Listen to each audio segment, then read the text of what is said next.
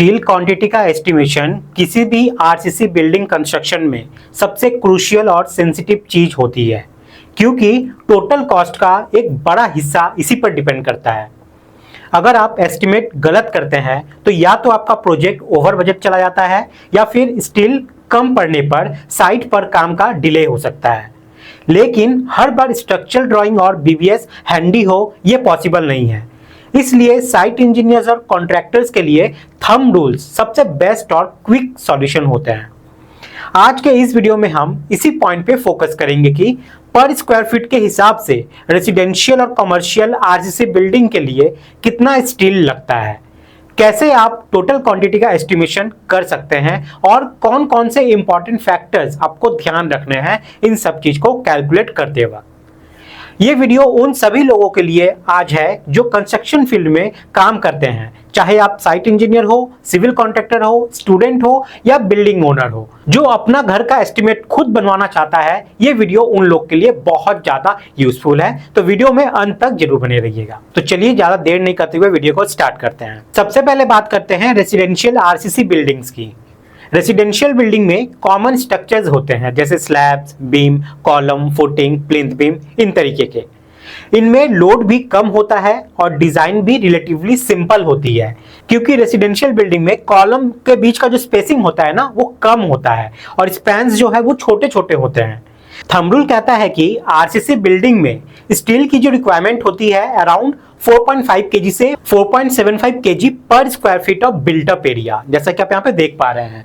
तो यहाँ पे देख लीजिए, यहाँ पे मैंने रेसिडेंशियल बिल्डिंग का कॉलम बनाया है, यहाँ पे कमर्शियल बिल्डिंग को लेकर करेंगे। एग्जांपल के लिए समझो, यहाँ पे बिल्टअप एरिया हमारा यहाँ पे 1000 स्क्वायर फीट है मान लीजिए, तो हमारा इस 1000 स्क्वायर फीट के लिए हमारा कितना स्टील लगेगा, तो वो रेंज करता है आपका 4.5 केजी से लेके 4.75 केजी तक। ठीक है, अब ये डिपेंड करता है किस पे, ये डिपेंड करता है हमारा 1 वे स्लैब है या 2 वे स्लैब है, उस वजह से ये रेंज आपको देखने को यहाँ पे मिल रहा है। ठीक है, तो मान लो 1000 स्क्वायर फीट है, तो इसमें स्टील कितने से कितने रेंज तक जा सकता है, 4500 केजी से लेके 4750 केजी तक के लिए। ठीक है, और ये कैसे निकलेगा, ये निकलेगा 1000 इंटू 4.5 कीजिएगा, आपका आ जाएगा 4500। 1000 को ही मल्टीप्लाई कीजिएगा 4.75 से, तो आपका आ जाएगा ये, यानी कि 1000 स्क्वायर फीट का एरिया है जो कि हमारा बिल्टअप एरिया है, उसमें हमारा स्टील लगेगा 4500 केजी से लेके 4750 केजी तक। और ये एक थंब रूल के ऊपर बेस करके हम लोग कह सकते हैं। अब ये जो एस्टिमेशन मैंने आपको बताया है, ये G+1 फोर्स वाले नॉर्मल साइज के घरों के लिए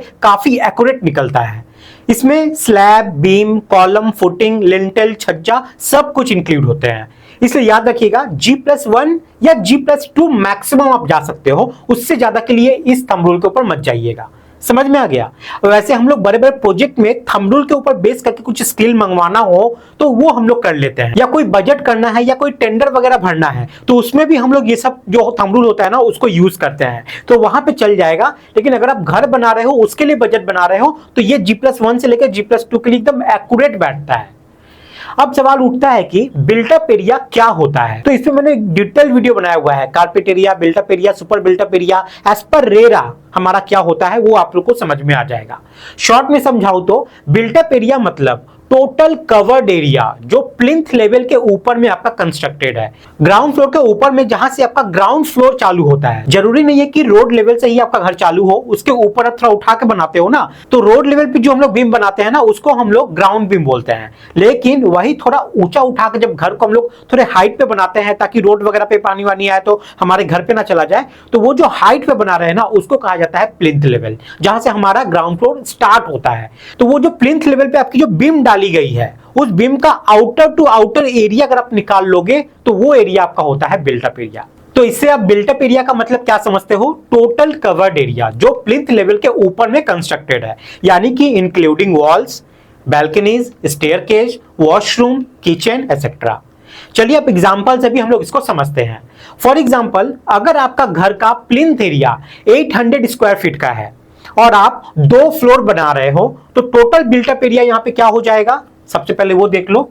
मान लो आपका यहाँ पे प्लिंथ एरिया जो है ना, प्लिंथ एरिया वो आपका यहाँ पे 800 स्क्वायर फीट का है और आप लोग यहाँ पे 2 फ्लोर बनाओगे। ठीक है, कौन कितना फ्लोर बनाने वाले हो, 2 फ्लोर। तो सबसे पहले हम लोग यहाँ पे बिल्टअप एरिया निकालेंगे कि हमारा बिल्टअप एरिया कितना हो रहा है। ठीक है, तो बिल्टअप एरिया हमारा यहाँ से हो जाएगा 800 और हम लोग कितना फ्लोर बनाएंगे, 2 बनाएंगे, तो इंटू 2 कर दीजिए, ये आपका हो गया 1600 स्क्वायर फीट। अब इस 1600 स्क्वायर फीट के लिए हम लोग चेक करेंगे कि हमारा स्टील कितना लगने वाला है। तो सिंपल है, हम लोग जानते हैं 1 स्क्वायर फीट में हमारा स्टील यहाँ पे लग रहा है 4.5 किलो से लेके 4.75 केजी तक। ठीक है, अब चलिए हम लोग यहाँ पे स्टैंडर्ड एक 4.5 केजी ही पकड़ के चलते हैं। तो हमारा यहाँ पे टोटल स्टील रिक्वायरमेंट कितना हो जाएगा, steel required for 1600 square feet, 1600 गुने 4.5 कर दीजिए, जो आंसर आपका आएगा उतना केजी आपका यहाँ पे स्टील लगेगा। तो ये आपका हो जा रहा है 7200। ठीक है, 7200 केजी हमारा लगेगा स्टील हमारे 1600 स्क्वायर फीट के लिए, जिसमें हमारा G+2 है, उसमें आपका फुटिंग वुटिंग सब कुछ इसमें कवर है। ये आपका एक बजट तैयार कर देता है कि हाँ मेरा टोटल मोटा मोटी इतना स्टील लगेगा। अब देखिए, जब आप स्टील मंगाओगे तो इसके ऊपर में आपको अब क्या करना होगा, वेस्टेज भी कंसिडर करना होगा। जब हम लोग बजट बनाते हैं या टेंडर के लिए हम लोग क्वांटिटी निकालते हैं ना, उस वक्त आप लोग को ये सब चीज ध्यान देना है। तो अब यहाँ पे हम लोग वेस्टेज को भी कंसिडर करेंगे। ठीक है, तो अब वेस्टेज कितना करेंगे, वेस्टेज हम लोग को ये जब बजट बना रहे हैं ना, तो बजट के दौरान हम लोग को 3% से लेके 5% तक आपको पकड़ना है। तो हम लोग यहाँ पे चलेंगे 5% का। तो चलो हम लोग यहाँ पे क्या करते हैं, वेस्टेज को यहाँ पे 5% में पकड़ते हैं। अब सबसे पहले आपको क्या करना है, 7200 का 5% आपको निकालना है। तो देख लो कितना आता है, ये आपका यहाँ पे हो जाएगा 5% 7200 का 360 केजी स्टील। ठीक है, ये आपका वेस्टेज है। अब टोटल स्टील आपको कितना मंगाना है, दोनों को ऐड कर दीजिए, आपको निकल के आ जाएगा। दोनों को ऐड कीजिएगा तो आपका आएगा 7200 और 300 7560 केजी। ठीक है, तो ये स्टील का बजट आपको रेडी करना है।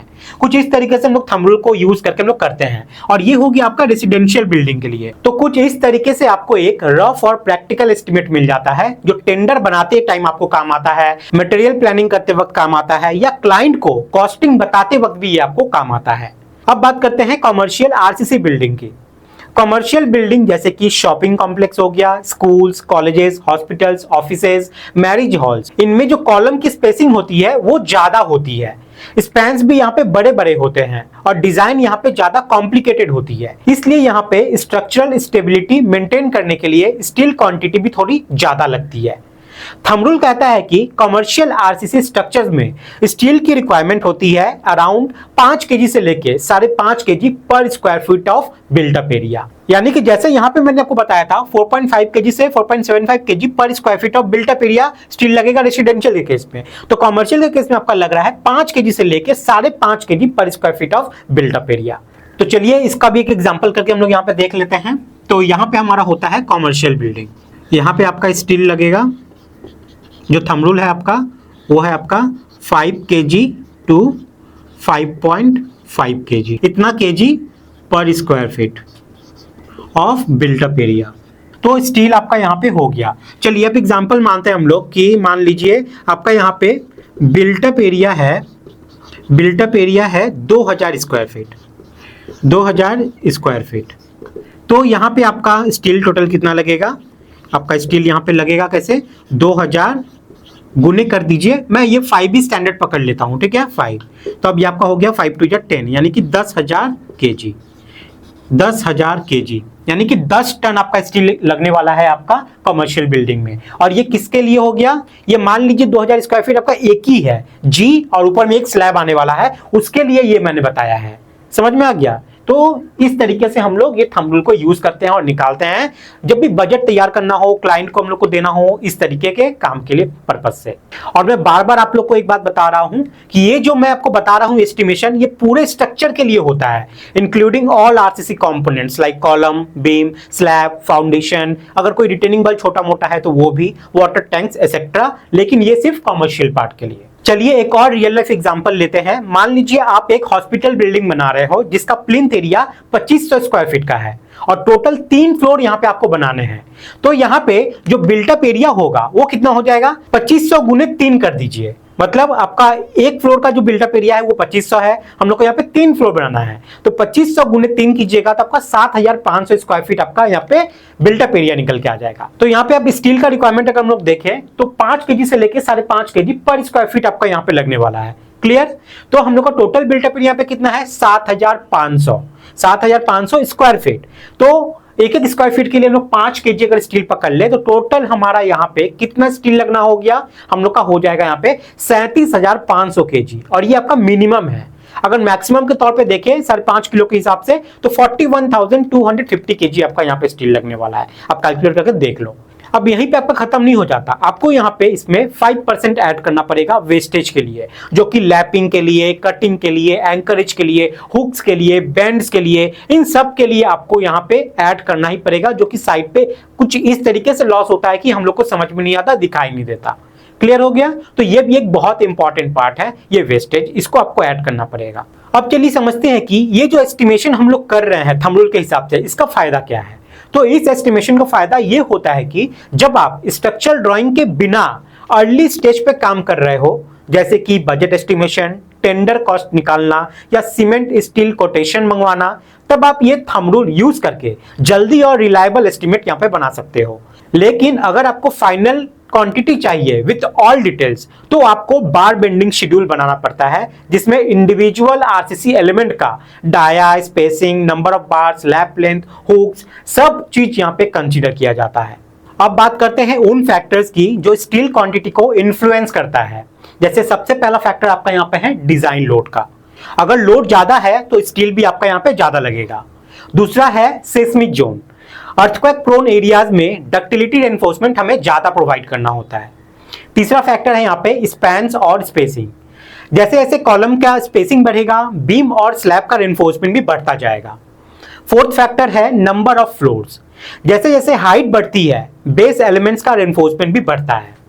फिफ्थ इंपॉर्टेंट फैक्टर है आर्किटेक्चरल कॉम्प्लेक्सिटी।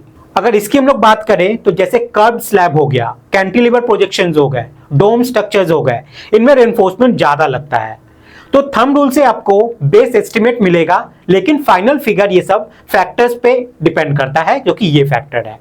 अब मैं आपको यहाँ पे एक बोनस टिप्स देता हूं, क्योंकि यहाँ जो मैंने आपको बताया है ये आपको टोटल एक क्वांटिटी केजी निकाल कर दे देता है और बता देता है कि इतना स्टील आपका थंब रूल के हिसाब से लगेगा, लेकिन आपका स्लैब में, बीम में कितना परसेंटेज स्टील लगेगा ये आपको कैसे पता चलेगा?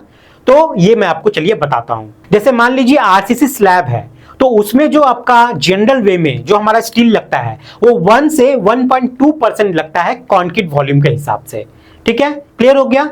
उसके बाद बीम की अगर हम लोग बात करें तो बीम में 1.5% से यानी कि 1.5% से लेकर 2% तक आपका लगता है कंक्रीट वॉल्यूम का। कॉलम के लिए ये फैक्टर आपका हो जाता है 2.5% का, और फुटिंग के लिए हो जाता है 0.8 से लेके 1% का। ये सारा चीज आपका कंक्रीट वॉल्यूम के ऊपर डिपेंड करता है।